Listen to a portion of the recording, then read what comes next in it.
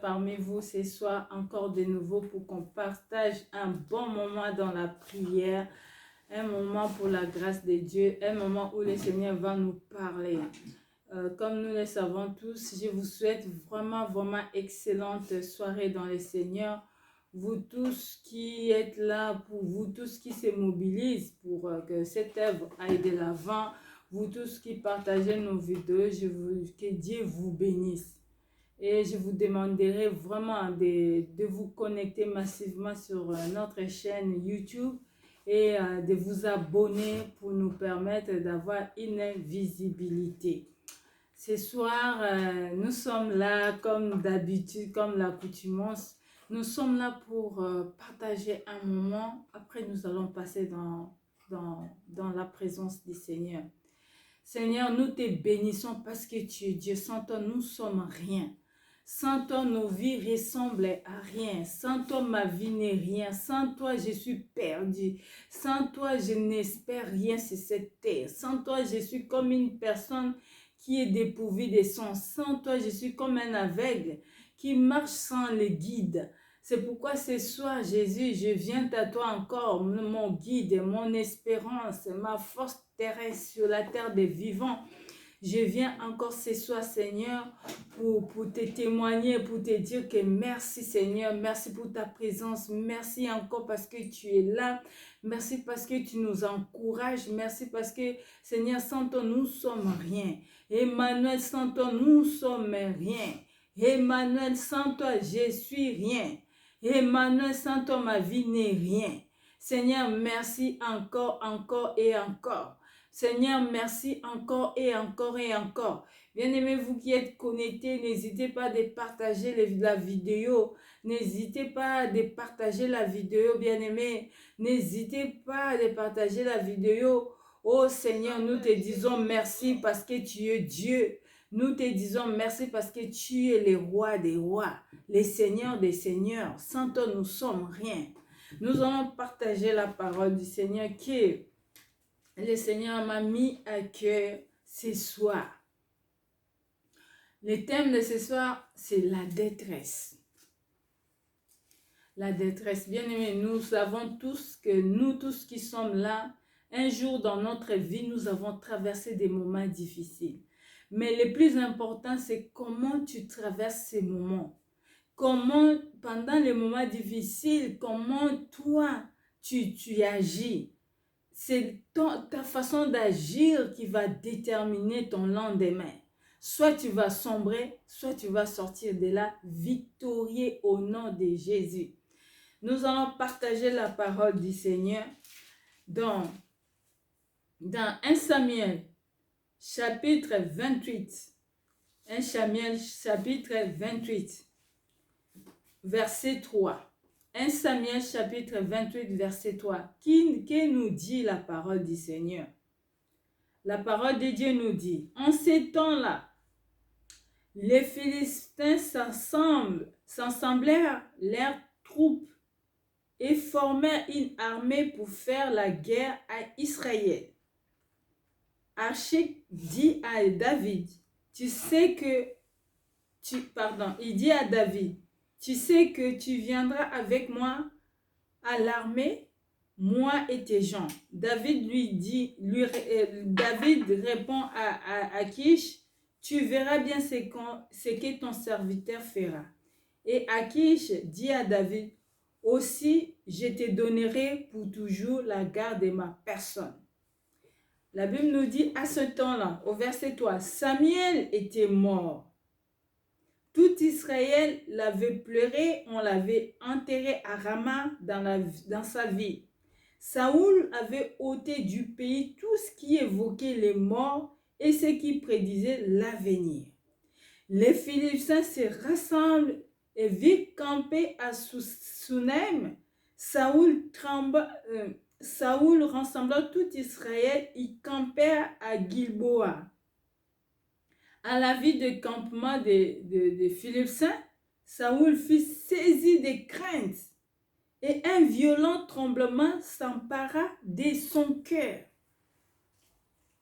Bien-aimé, ce soir, je vais parler d'une personne, la personne de David. Je vais parler de cette personne parce que vous connaissez tous. Saoul n'avait pas choisi de devenir roi. C'est les peuples d'Israël qui ont souhaité, qui ont demandé au Seigneur de leur donner un roi. Vous connaissez l'histoire de Saoul. Saoul était parti chercher les bergers de son père. Et en allant, il a croisé Samuel. Et Samuel prophétisa que c'est celui dont Dieu avait choisi pour devenir roi. Et ensuite, Saoul a déçu le Seigneur. Pourquoi? Il a offert des holocaustes alors qu'il n'était pas dans le rang de sacrificateur.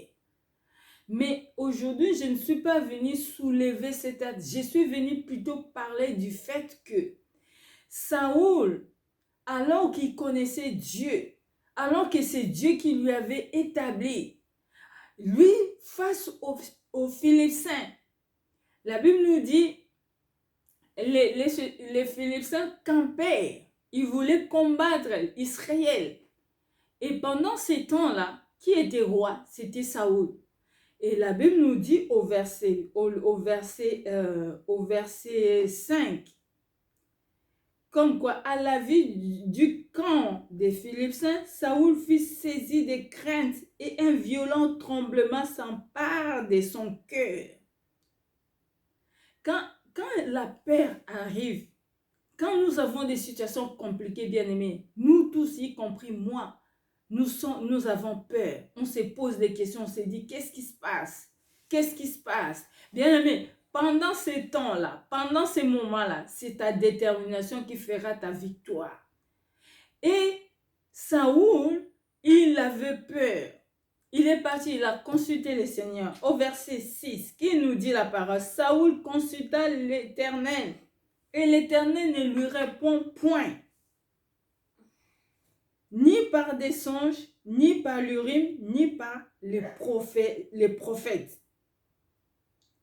Saoul, face à la situation, il avait peur. C'est comme nous tous, quand on a des situations compliquées, on a peur. Et Saoul a consulté Dieu.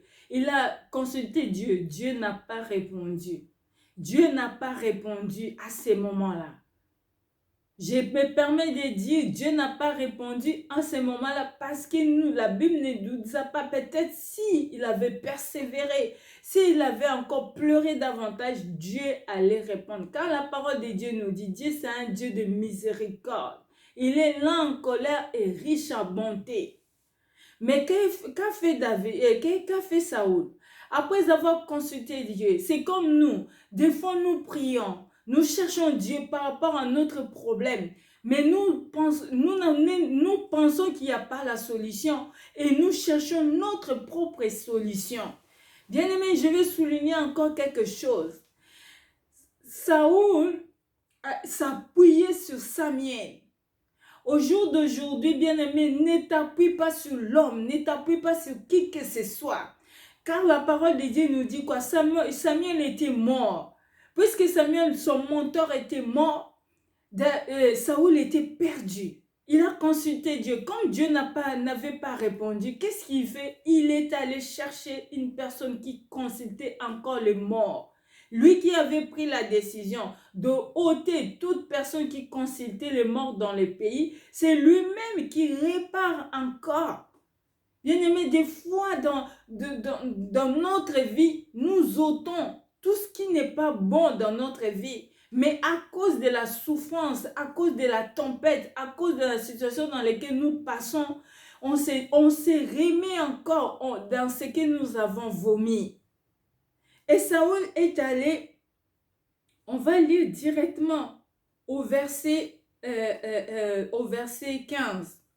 Pardon, au verset 8 d'abord. Alors Saoul se déguisa et prit. Non, au verset 7, Saoul dit à ses serviteurs, « Cherchez-moi une femme qui invoque les morts, j'irai la consulter. » Et il cherche même quelqu'un qui invoque les morts, alors que notre Dieu est vivant. Excusez-moi. Alors que ton Dieu est vivant, alors que Jésus-Christ est sur le trône. Tu commences à aller encore chercher les personnes qui consultent les morts. À ce jour, nous pouvons dire, tu as cru au Seigneur Jésus-Christ comme Seigneur et Sauveur. Face à la situation, tu vas consulter les marabouts. Face à la situation, tu vas chercher les plans B. Face à la situation, tu vas aller faire les choses que dans les temps, en étant païen même, tu ne le faisais pas. Mais tu es devenu enfant de Dieu, tu t'enfonces encore là-dedans. Et Saoul est parti consulter une femme qui alléluia. La Bible nous dit, Saoul consulta l'Éternel, l'Éternel n'a pas répondu. Ensuite, Saoul dit à ses serviteurs, cherchez-moi une femme qui évoque les morts. Qui évoque les morts. Et on a trouvé cette femme, verset 15, qui nous dit la parole de Dieu. Au verset, 13. Au verset 14 plutôt. Quelle figure, vous allez m'excuser. La femme dit, qui veux-tu que je fasse monter? Et il répondit, fais-moi monter Samuel. Lorsque la femme vit Samuel, elle poussa un cri, un grand cri. Elle dit à Saoul, pourquoi m'as-tu trompé? Tu es Saoul. Le roi lui dit, ne crains rien. Mais que vois-tu? La femme lui dit à Saoul, je vois un Dieu qui monte de la terre. Et il lui dit, quelle figure a-t-il? Et elle répondit, c'est un vieillard qui monte et il est enveloppé d'un manteau. Saoul comprit que c'était Samuel, il s'inclina le visage contre terre et se prosterna. Bien-aimé, bien-aimé, bien-aimé. Oh, quand je lis cette parole, ça m'a fait mal au cœur. Que le désespoir ne te pousse pas d'aller te prosterner devant des situations compliquées. Regarde Samuel, Saoul, pardon. Il était lui qui est en vie. Au lieu de consulter le Dieu vivant, il va consulter les serviteurs de Dieu. Qui est Samuel? Samuel, c'est un serviteur de Dieu. C'est vrai qu'il était prophète, mais c'est un serviteur de Dieu. Oh, il a fait son mandat, il est parti. Bien-aimé, c'est pourquoi ce soir, je te dis, face au problème, tu t'appuies sur qui? Tu t'appuies sur les êtres humains. Tu t'appuies sur qui, bien-aimé, pour te dire que je vais consulter un tel. Tu t'appuies sur qui, papa, maman? Tu t'appuies sur qui? Bien-aimé, la Bible nous dit au psaume 34, au psaume 37, verset 4 nous dit, fais de l'Éternel tes délices, il te donnera ce que ton cœur désire. Recommande ton sort à l'Éternel, mets en lui la confiance et il agira. Il agira, recommande ton sort. Nous recommandons nos sorts à l'Éternel. Mettons en lui la confiance et il agira. Face au problème, comment tu réagis? Comment j'ai réagi, bien-aimé? Comment nous réagissons? Face au problème, comment tu réagis? Comment nous réagissons, bien-aimé? Bien-aimé, le moment est venu que chacun de nous doit savoir à qui tu as cru. Bien-aimé, consulte-tu jusqu'aujourd'hui les morts? Consulter les morts, c'est aussi en quelque sorte aller chercher d'autres solutions que ce que le Seigneur peut te donner. Bien-aimés, appuyons-nous sur Dieu. Que les problèmes de ce monde, que les soucis de ce monde, ma prière ce soir, que la détresse ne te pousse pas à aller consulter les morts. Les morts aussi, par définition, c'est pas forcément quelqu'un qui est déjà mort. Quand nous allons voir des enchanteurs, quand tu vas voir quelqu'un qui te pose les mains, quand tu vas voir, bien-aimé, même à moi, ne mets pas ton espoir à moi, car moi je passerai.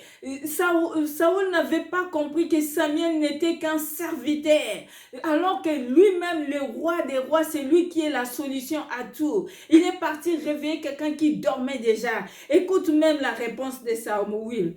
Samuel lui dit au verset 15, Samuel dit, pourquoi m'as-tu troublé en me faisant monter? Saoul répondit, je suis dans une grande détresse. Hey, bien-aimé, que la détresse ne nous pousse pas, que la détresse ne te pousse pas. Il dit, je suis dans une grande détresse. Ça veut dire si tu es dans une grande détresse, que cela ne te pousse pas à nier Dieu. Bien-aimé, il dit, les Philistins me font la guerre.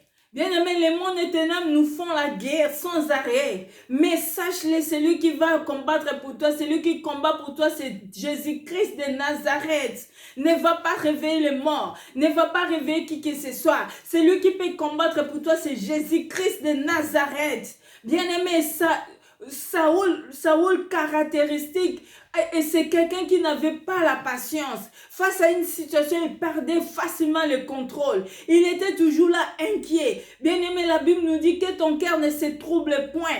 Croyez en Dieu, croyez en moi. Bien-aimé, que ton cœur ce soir ne se trouble point. Que mon cœur ne se trouble point. Que ma vie ne se trouble point. Face à tout ce que je traverse aujourd'hui, je prie la résolution de dire que le Seigneur est au contrôle. Moi, je fais ma part. Le Seigneur va faire sa part. Je ne dis pas que tu vas rester là à ne rien faire. Non, je n'ai pas dit ça. Mais je te dis, fais quelque chose. Appuie-toi sur Dieu. Il a dit, invoque-moi, je te répondrai, je te montrerai les choses cachées que tu ne connais pas. Si tu invoques ton Dieu, si tu lui dis quelque chose, il le fera.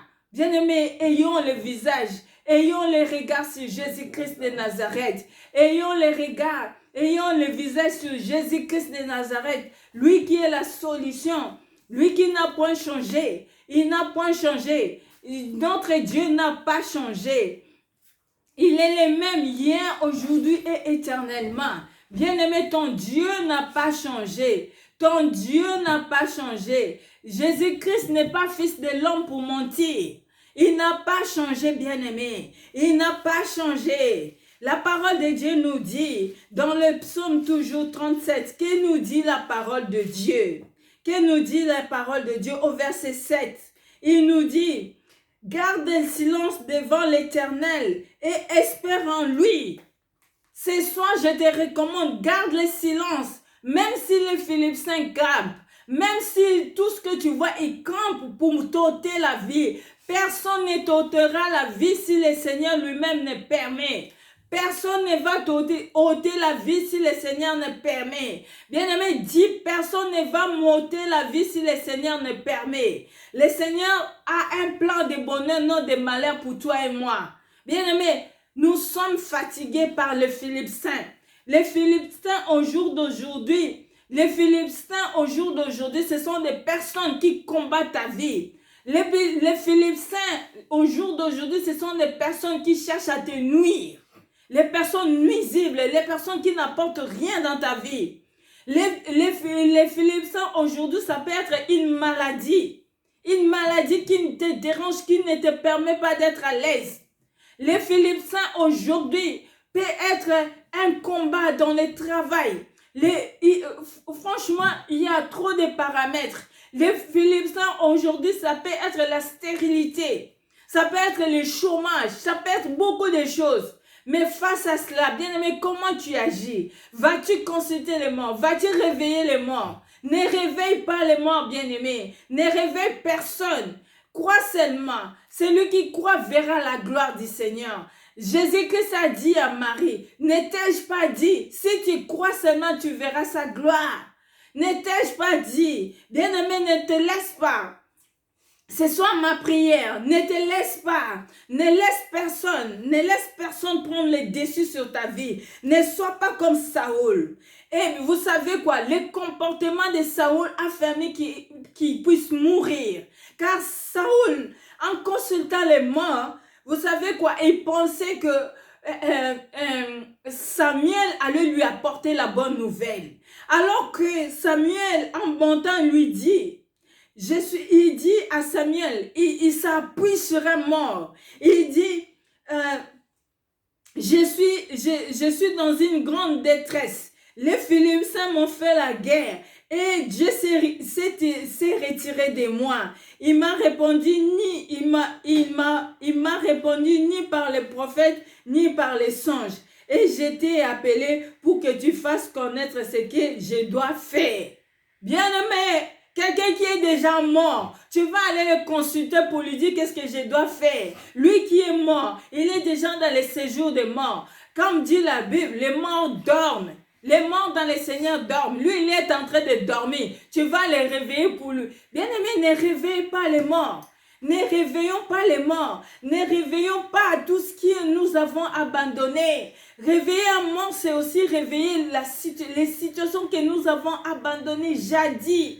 À cause d'une situation quelconque, nous nous appuyons, nous allons consulter je ne sais qui. Bien-aimé, consulte Dieu, appuie-toi sur Dieu. David dit, dans ma détresse, j'ai invoqué l'Éternel. Bien-aimé, dans ta détresse, invoque le Dieu. Invoque le Tout-Puissant, invoque le Shiloh d'Israël, invoque celui qui est mort sur la croix pour toi. Dans la détresse, ne t'appuie sur personne. Ne t'appuie sur personne. Bien-aimé Samuel, Saoul, comment dirais-je, s'appuyait sur Samuel. Pour lui, l'espoir était parti avec Samuel. Mais ce qu'il ne savait pas, notre Dieu ne meurt pas. Jésus-Christ ne meurt pas. Il est venu sur la croix. Il a dit, tout est accompli. Bien-aimé, tout est accompli. La Bible nous dit, il a effacé l'acte dont l'ordonnance te condamnait. Il a dépouillé les autorités, les dominations. Il les a livrées publiquement en spectacle, en triomphant d'elle par la croix. Oh, c'est pourquoi ce soir, je te dis, réveille-toi face aux détresses, face à la situation. Pleure devant Dieu, crie devant Dieu, mais ne t'appuie pas sur un être humain. Alléluia, ne t'appuie pas sur un être humain. Quand tu as Jésus-Christ, tu as le Saint-Esprit. La Bible nous dit, il est avantageux que je m'en aille, afin que le consolateur puisse venir. Le Saint-Esprit habite en toi. Il t'a donné le pouvoir. Jésus-Christ a dit, je vous donne le pouvoir de marcher sur les serpents, sur les scorpions, sur toute la puissance de l'ennemi, sur toute la puissance de l'ennemi, et rien ne pourra te nuire. C'est pourquoi prends courage ce soir. Bien-aimé, ne t'appuie pas. Cherchons Dieu réellement dans notre cœur. Cherchons Dieu réellement dans ton cœur. Cherche réellement le Tout-Puissant dans ton cœur. C'est pourquoi nous allons prier. C'était vraiment un moment d'exhortation, bien-aimé. C'était un moment où nous allons commencer notre prière. C'est pourquoi j'ai dit au Seigneur ce soir que le Seigneur soit avec nous. Nous allons commencer la prière. Bien-aimé, nous allons commencer la prière. Tu viens d'écouter l'exhortation. Tu viens écouter la parole de Dieu. Ne t'appuie pas sur un être humain. Ne t'appuie pas sur le Fils de l'homme. Ne t'appuie pas sur ton père, ta mère. Ne t'appuie pas sur ton frère. Ne t'appuie pas sur qui que ce soit. Appuie-toi sur Jésus-Christ de Nazareth. Lui seul est ton appui. Ton appui sur la terre des vivants. Lui seul ne peut jamais te décevoir. Car la Bible nous dit, maudit soit celui qui se confie à l'homme. Maudit soit celui qui se confie à l'homme. Et nous allons élever nos voix. Nous allons adorer ce Dieu. Élève ta voix et adore le Seigneur. Yahweh Papa, mon Dieu, mon roi, mon âme t'adore, mon âme te célèbre. Parce que tu es Dieu, parce que tu es incomparable. Ni né comme toi, ni né semblable à toi. Oh mon Dieu, tu es bon. Oh mon Dieu, tu es bon. Tu es le roi des rois. Tu es le Seigneur des seigneurs. Ni né comme toi, ni né semblable à toi. Jésus-Christ de Nazareth. Oh mon Dieu, tu es bon. Oh mon Dieu, tu es bon.